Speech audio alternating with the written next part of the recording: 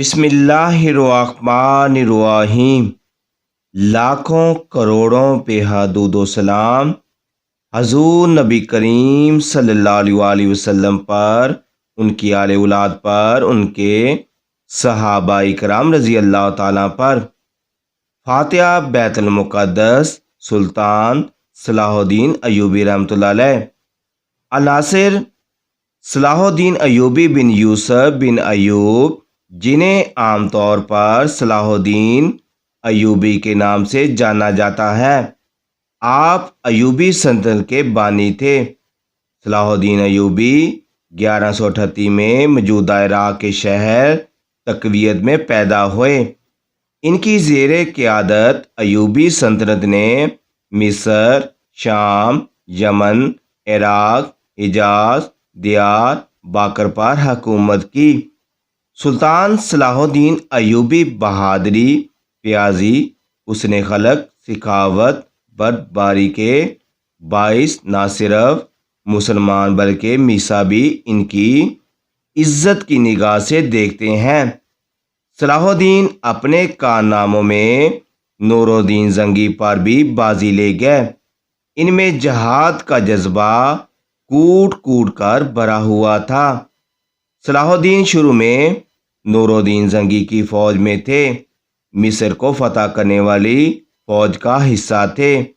ان کے سپہ سالار شیر کو صلاح الدین کے چاچا تھے۔ مصر فتح ہوا جانے کے بعد صلاح الدین کو 564 ہجری میں مصر کا حاکم مقرر کر دیا گیا۔ 569 ہجری میں انہوں نے یمن فتح کیا۔ نور الدین زنگی کے انتقال کے بعد سلطان صلاح الدین حکمرانی پر فائز ہوئے۔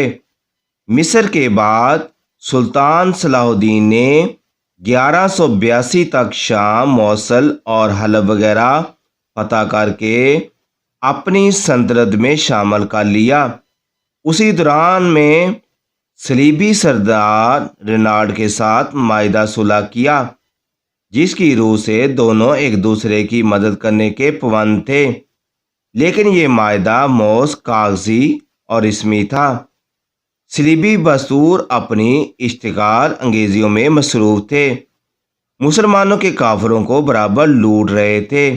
1186 میں میسیوں کے ایک ایسے ہی حملے میں رینالڈ نے یہ جسارت کی کہ حجاز مقدس پر حملہ آور ہوا۔ صلاح الدین ایوبی رحمۃ اللہ نے ان کی سرگرمیوں کی روک تھام کے لیے فوراً اقدامات کیے اور رینالڈ کا تعاقب کرتے ہوئے اسے حطین کے مقام پر جا لیا۔ 1187 کو حطین کے مقام پر تحریک کی خوفناک جنگ کا آغاز ہوا۔ اسی جنگ کے نتیجے میں 30,000 عیسائی ہلاک ہوئے، اتنے ہی قیدی بنا لیے گئے۔ رینالڈ گرفتار ہوا اور سلطان نے اپنے ہاتھ سے اس کا سر قلم کیا۔ دراصل رینالڈ نبی پاک صلی اللہ علیہ وسلم کی شان میں برملا طور پر گستاخی کیا کرتا تھا اور سلطان نے اسے اپنے ہاتھوں سے مارنے کی قسم کھائی ہوئی تھی۔ حطین کی فتح کے بعد صلاح الدین نے بیت المقدس کی طرف رخ کیا۔ ایک ہفتے تک خون ریزی جنگ کے بعد میسیوں نے ہتھیار ڈال دیے، رحم کی درخواست کی۔ بیت المقدس پورے 88 سال بعد دوبارہ مسلمانوں کے قبضے میں آیا۔ تمام فلسطین سے میسا حکومت کا خاتمہ ہو گیا۔ بیت المقدس کی فتح سلطان صلاح الدین ایوبی رحمۃ اللہ کا عظیم و شان کارنامہ تھا۔ انہوں نے مسجد اقصی میں داخل ہو کر نور الدین زنگی کا تیار کردہ منبر اپنے ہاتھ سے مسجد میں رکھا اور اس طرح نور الدین زنگی رحمۃ اللہ کی خواہش ان کے ہاتھوں پوری ہوئی۔ بیت المقدس پر فتح کے بعد یروشلم کی وہ میسی حکومت بھی ختم ہوئی جو فلسطین میں 1099 سے قائم تھی۔ بیت المقدس پر تقریباً 761 سال مسلسل مسلمانوں کی حکومت رہی۔ بالآخر 1948 میں امریکہ، برطانیہ، فرانس کی سازش سے فلسطین کے علاقے میں یہودی سلطنت قائم کی گئی اور بیت المقدس کا نصف حصہ یہودیوں کے قبضے میں چلا گیا۔ 1967 کی عرب اسرائیلی جنگ میں بیت المقدس پر اسرائیل نے پھر قبضہ کر لیا، جو کہ آج تک جاری ہے۔ صلاح الدین ایوبی بڑے بہادر اور فیاض تھے۔ لڑائیوں میں انہوں نے میسا کے ساتھ اتنا اچھا سلوک کیا کہ میسا آج بھی ان کی عزت کرتے ہیں۔ 4 مارچ 1193 میں صلاح الدین ایوبی انتقال کر گئے۔ انہیں شام کے موجودہ دارالحکومت دمشق کی ایک مسجد امیہ کے نواب میں سپرد خاک کیا گیا۔ سلطان صلاح الدین ایوبی رحمۃ اللہ نے کل 20 سال حکومت کی۔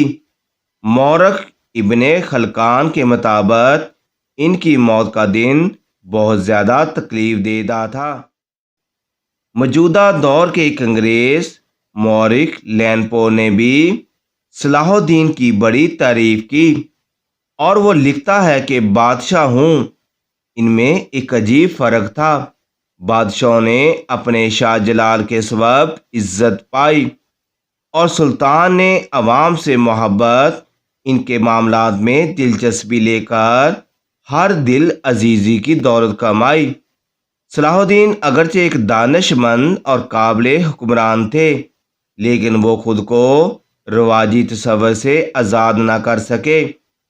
خلافت کے حقیقی تصور کو اب مسلمان معاشرہ اس حد تک بلا چکا تھا کہ نور الدین اور صلاح الدین جیسے حکمران بھی ملو قید کے اندازے میں سوچتے تھے۔